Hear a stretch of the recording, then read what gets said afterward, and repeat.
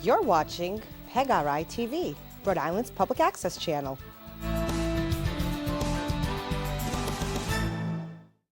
Oh, you didn't know? Yes, it is.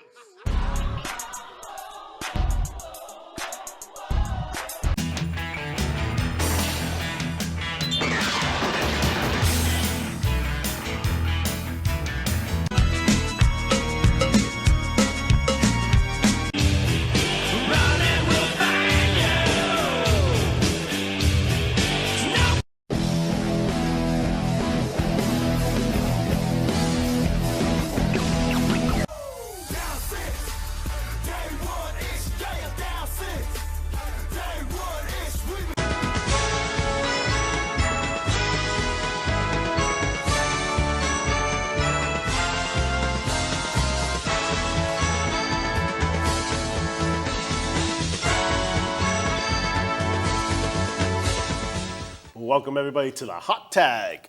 Oh man, where's those ref counts?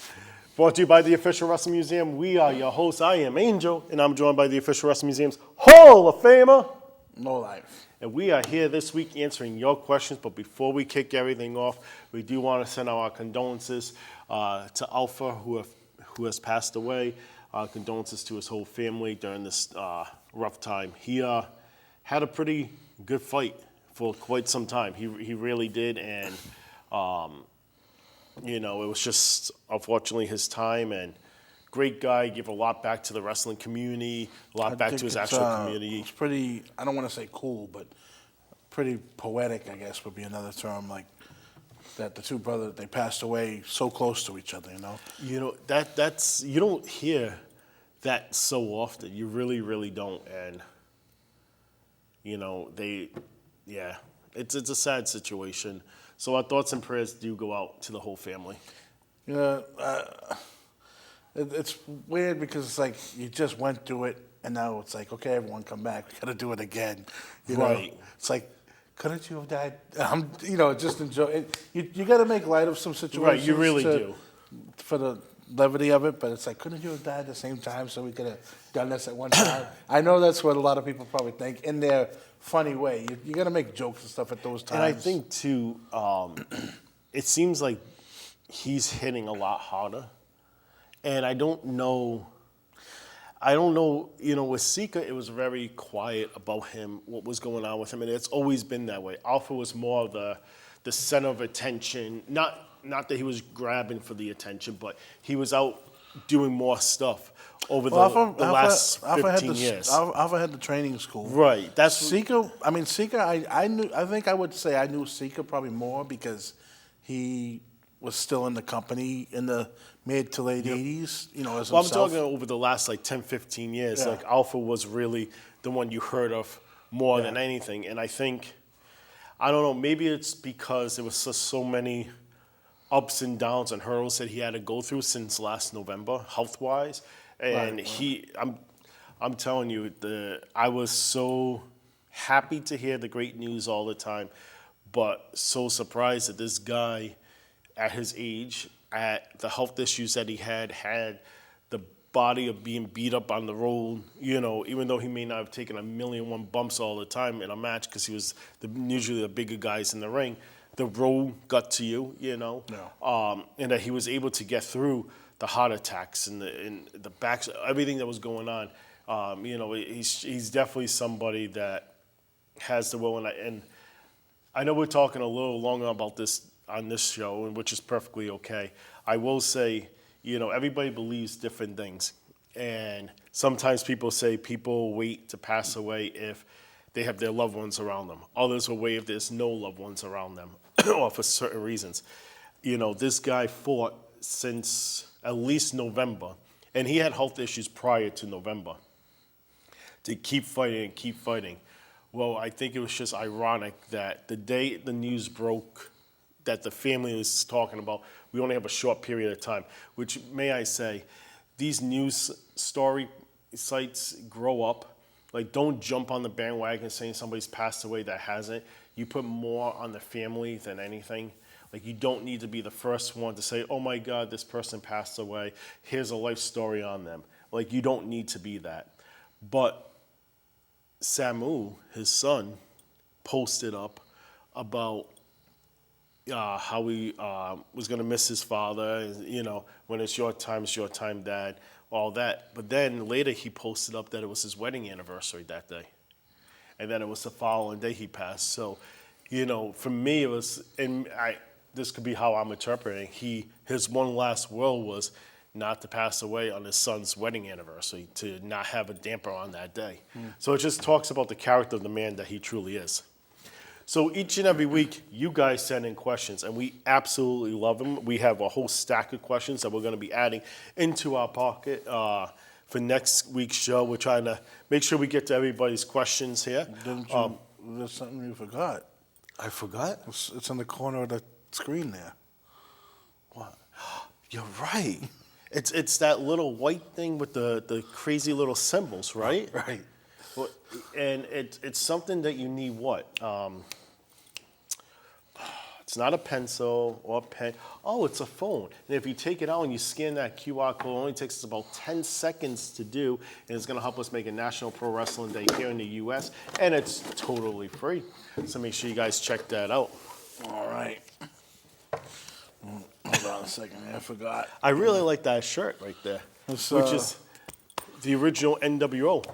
I've worn it once before. I'm in the second rotation. Yeah, but of you the know what? shirts now, A lot of so- people don't know of that actual logo, but that was the original logo for Right. NWO. Nash wore it, I think, at the Bash at the Beach, which we'll be talking about this Right. week on, Off the ropes. off the road. So, first question here, it's from Tim from Cranston. Hey, Tim. What are your thoughts on the one-man gang? Ooh, I love the one-man gang. Big guy. I mean, also tall. So, but yeah, one-man gang was awesome. Akeem was awesome. Yeah. But he's a guy, just a big guy, very memorable. I mean, when you think of 80s wrestling, think of wrestlers, he's kind of the guy you think of. He's that big, giant guy. The 747 Splash. Ooh, he was Yeah. one of my favorite heels. I think I think it would have been better if him and the Big Boss Man were the Twin Towers as opposed to Hakeem and the Big Boss Man. I know Hakeem was a gimmick put on him for punishment. I thought it was definitely odd for Akeem, but I think you were right with one man game being with the Big Boss Man. They Yeah, were because heel you got a team. prisoner and exactly. or you have a street thug Yep. and a prison guard. I think one man, not to cut you, I think he's definitely going to be someone that's always going to be remembered. I mean, his look was unique. He brought the style of what his characters was, to the ring. He nailed Akeem to the best of his ability. I mean, and that's not even putting him down. That was he really did a good job with that. Is he in the WWE Hall of Fame? I don't believe he's in the WWE. He should Hall of be Fame. in both He should be in that Hall of Fame. And So, we have reached out to him, and we are in talks with him. So hopefully we will be able to induct him into our Hall of Fame very shortly. For a while, he separated himself from professional wrestling. He lost almost all of his belongings in a huge house fire. didn't he have it was a fire? Did I he think have it was. I thought he had a flood. I don't. Maybe it was a flood. Yeah. It might have been a flood, not a fire. I know it might have been Coco that had the fire. Coco had a fire. Yeah, so Frankie he had died in the fire. Yeah. So I'm not laughing at that. I'm just laughing at. you're batting 1,000 on this. know. But yeah, it was. I'm not laughing at Frankie dying. Poor Frankie couldn't fly out of there, but man, I don't make What light. were we saying? Oh, flooding. Yeah, but yeah, I believe he had a the flood. I think he lived Yeah. in Georgia.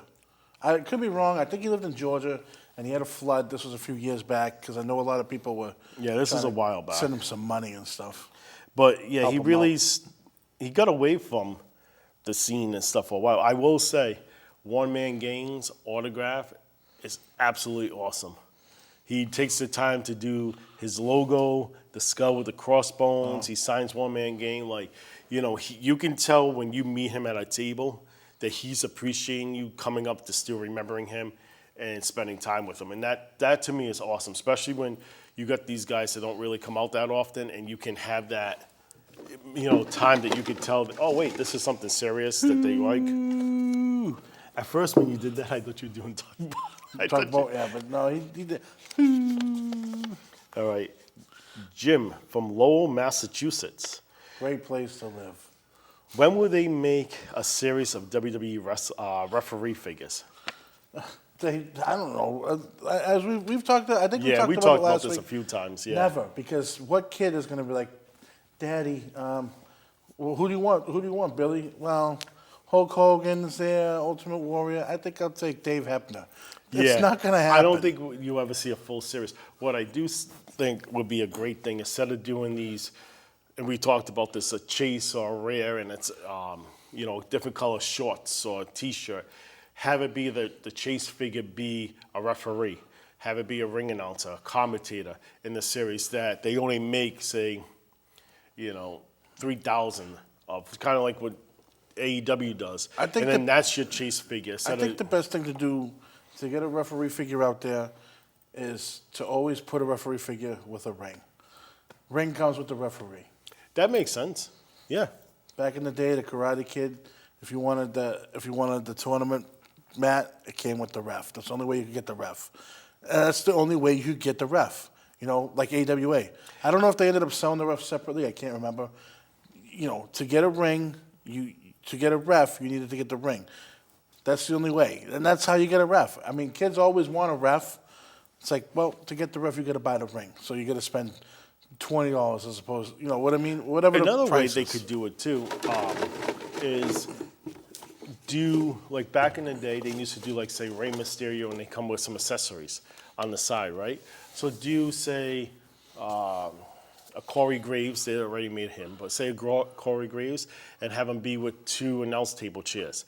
And then do Byron Saxon and have him come with the commentator table. You know what I mean? Like they could do stuff like that. Kind of like AEW did, but kind of, sort of. they all came with a chair, right? Right, because kids want all that stuff, so put it together, you know what I mean? I think that would go. What do you think of Top Flight? Ron Bangs from Texas. Those are the AEW group, right? Yeah. What do I think of them? Their theme song has so much bass to it. And, there's 3 of them. I can't There remember is? that. Yeah, I can't No. remember. There's Tough. There's a tag team and a third guy. Well, yeah, the third one I think was AR Fox? But I he's think? in the group with them. There's 3 of them. Well, yeah. I consider it 3 of them. I can't remember their names. You just said 1. I can't remember their names. Exciting to watch, but I can't. 2 of them look exactly the same. I'm not meaning to be disparaging about them.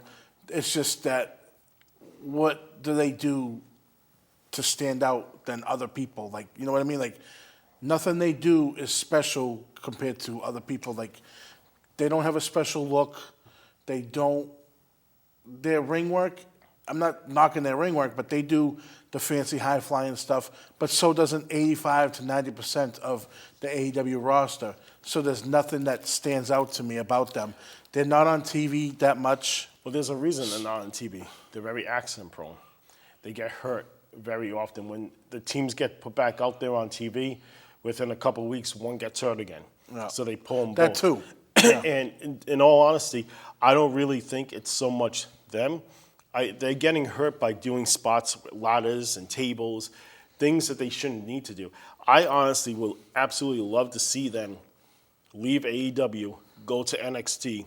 I think they will get built really well there, as they really have great wrestling abilities. I think Shawn would take them by the horns and make them into a really great tag team, and they will get moved up to the main roster in no time, and don't then know, we'll because- finally have a real tag team again. My Well, issue- don't my get me issue- wrong. There is some real tag teams on Yeah. the scene, but somebody that they're going to be very well. My issue with that would just be because if they went to NXT, I think that they're very similar to like Wes Lee and also Javon. I can't remember his last name. So Evans. So you get those 2 guys that are like that, and then these 2 guys. But think about the matches you're going to have. No, you with have them. good matches. You know what I mean? I don't know if they have the ability to do any type of character work. I've not seen it from them. I just think that the guys that you're going to throw out there, watch their match. They're going to do some crazy stuff, and that's it. They're not going to be, and I don't mean this in a bad way. It's not like they're going to be top of the card at any time. Maybe they'll get a tag team title run or a 6-man title run, but I think that's about it for those guys. To me, I think their career went the wrong direction. I think they had the opportunity to go with AEW, where I think you have AEW could be some people that just really haven't had a spotlight on the indies, a chance to grow, and now they're signing them, but they've been on the indies for like, say, 15 years, 20 years, and it's a great door, or former WWE guys. That's your AEW. These guys were not on the indie scenes, for a very long period of time, maybe a year or so. They got picked up. I wish their career would have went the WWE route, went that way, and then finally went over there, if they ever went over there.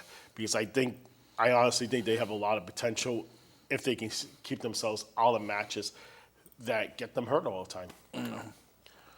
Whose turn is it? Your Mine. turn. Oy. Like I said, the theme song bumps when that thing hits. It's pretty. John from Lincoln, Rhode Island. What's a better show, Raw or SmackDown? What's a better show? Yeah. I always do this because it's like my OCD. At the time, right now, it differs back and forth. It depends on the storylines. For a while, SmackDown was the better show because of the Bloodline angle. That died out, and then at the moment right now, I think SmackDown's going to pick up with the Bloodline angle over the next couple months. Yep. Raw's been the better show with the Wyatt 6 angle, and I think Raw right now is the better show. It's going to be interesting too because SmackDown's switching to USA, Raw's switching to Netflix, and they're going to want to, especially with Raw, they're going to want to pump that show up on Netflix. To be honest, I think NXT is the better show of all three. I just really like the character work. But I think that Raw and SmackDown, I think it just differs. Yeah. Maybe like every 2 or 3 months it switches. It just depends on the angle. I agree that I think SmackDown for a while was the better brand. It didn't feel like it was so dragged out, like that 3-hour show for Raw. I think That's a big Hunter part of it has is that done. Raw can be. Yeah, I think Hunter has done a fantastic job making Raw feel like a show instead of a dragged out show. There's so many times I really- used to be like, oh man, it's only 10 o'clock, and I haven't really been that way for a couple months. Yeah, so they've definitely gotten better with that. I heard SmackDown might even go to 3 hours, Yeah. which is what it is. You know what I mean? I honestly think Raw should drop down to there's so many, come on. I mean, it's so long, and then it's like there's so much stuff on there that you're like, do I need to see the Karrion Kross New Day thing? It's been going on for months. My only complaint that I ever had with Raw being 3 hours was, all right, I just watched a pay-per-view Right. that I spent $40 on, $50 on at that time for 3 hours, and now I have 3 hours the next night for free. Yeah. And that was the problem with Nitro, like back in the day, WWF seems to, with all the stuff that's going on in wrestling, like the 3-hour Nitros, or, they know that there's too many title belts, but yet they make 400. Every time we talk about the title belts, I almost drop the F-bomb. You do. All right. Anyway, They're actually making a female. Speed. Yeah. I knew that was coming. The second they did the male one, I'm like, okay, they're going to do a female one. I don't disagree with that. Those belts. I don't either. I don't count those belts. Like, you have to watch that particular show on, what is it on, Twitter? Yeah. Okay, you have to watch that particular thing.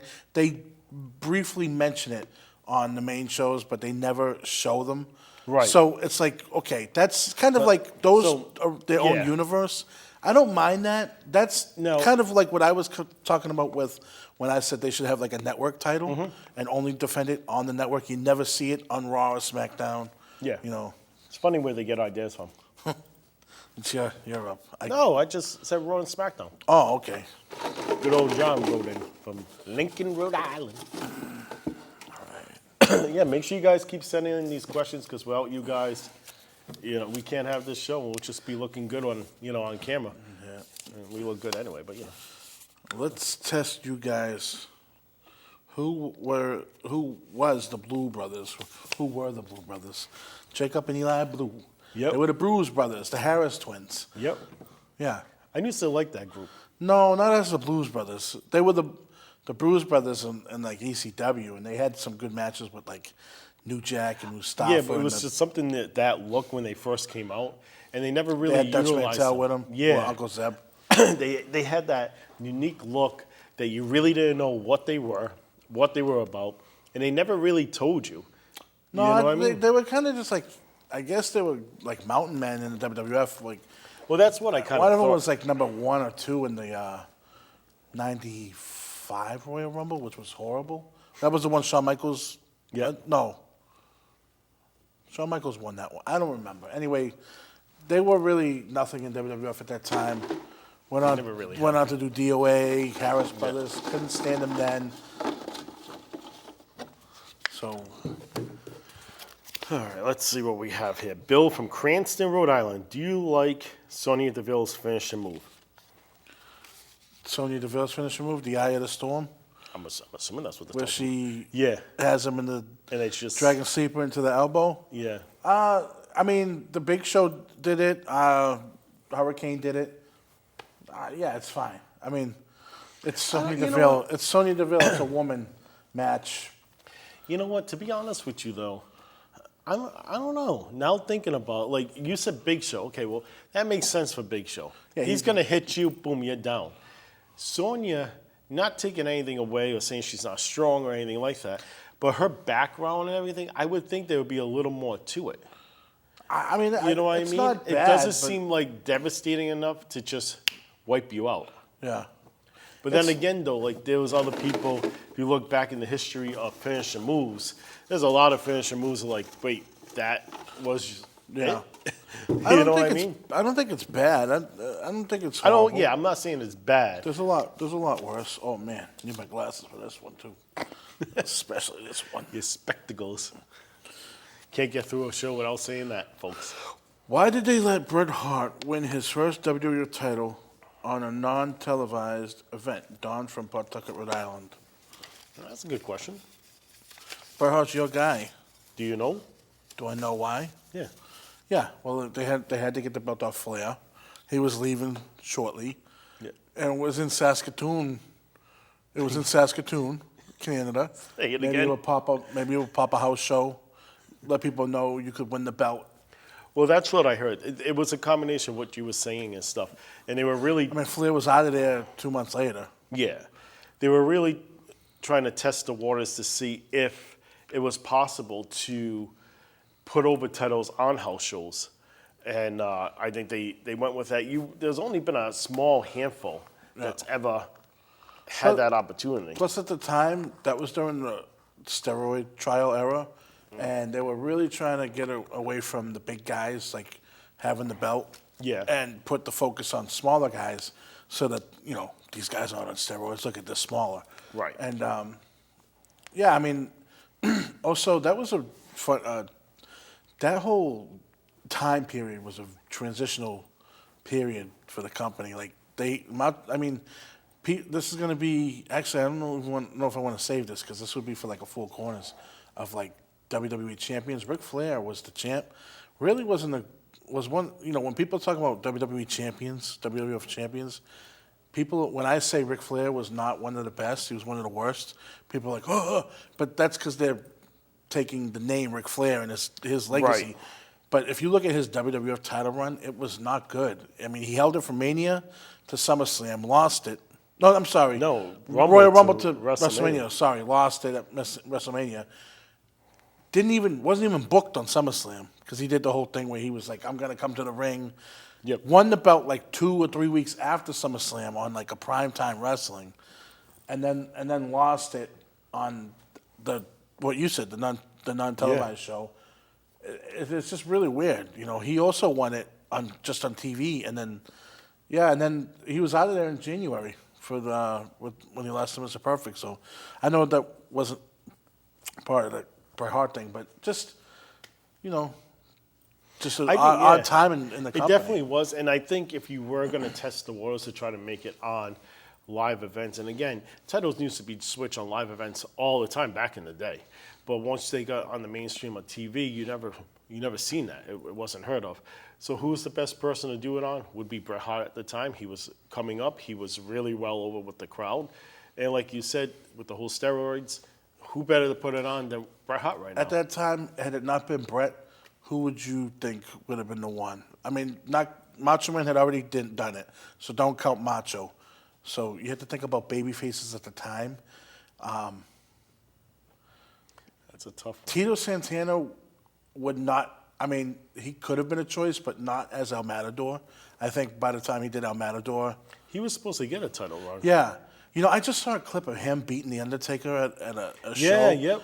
I think this is not even a question, but I think Tito does not get the credit he deserves. You know. Nope. He is in the official Wrestling Museum's Hall of Fame, though. I wonder if Crush would have been, but he was doing the angle at the time. So- with Doink, so I know I'm a big fan of Bret Hart. I honestly don't think there would be anybody better than him. He was going out and he was connecting with children. You know at what the I mean? time, So if you got there was not a heavyweight, steroids, a Boss Man would maybe, but he was doing the thing with Nails. I mean Taker. Taker is always a choice, you know. yeah, but I think He was doing his thing with Kamala at the time. But I guess Taker would be really the only choice you could have beat Flair at the time. Like, who else besides Brett? I mean, there was no one on that level. Piper wasn't there anymore. no. He left after Mania. That's yeah. Bulldog was gone by then because of the steroid thing. So I don't know. I mean, I guess Taker would be the only other option, really. Yeah, Crush was too soon. he was. Perfect. I think perfect maybe. Perfect would have Perfect been because he was interesting. getting into that thing with Flair. So That would have been. I don't think it would have. You know, again, Brett was interacting with kids, giving out glasses. So if you want to get off that steroid mentality, what's the better way? Attack kids. Who's really going for kids? No. You know what I mean? So we do thank you guys very much for sending your questions in. Keep sending them in through our social media platforms, emails on theofficialwrestlingmuseum.com. Because without you guys, we won't have a hot tag to talk about with you guys. Make sure you guys check that up. Coming up in a short period of time, we will be starting to let you guys know about our community outreaches on where we're going to be. We got a very busy fall coming up and winter months, which is going to be a fun time, busy time. I know you're looking forward to it. And oh yeah. and we thank you guys very much. Is there anything else you want to add? No, I don't know what to say. That's the original NWO shirt. Yeah. No, I don't know. Hit me up. And make sure you guys check out the official WrestlingMuseum.com too, I because will say this logo was not as good as the one they came up with. no, but I like that though. It is popping though. It is. I wouldn't get this if it wasn't for what it is. I'm an NWO mark, and I wouldn't get this for. It's not a good logo, I don't think.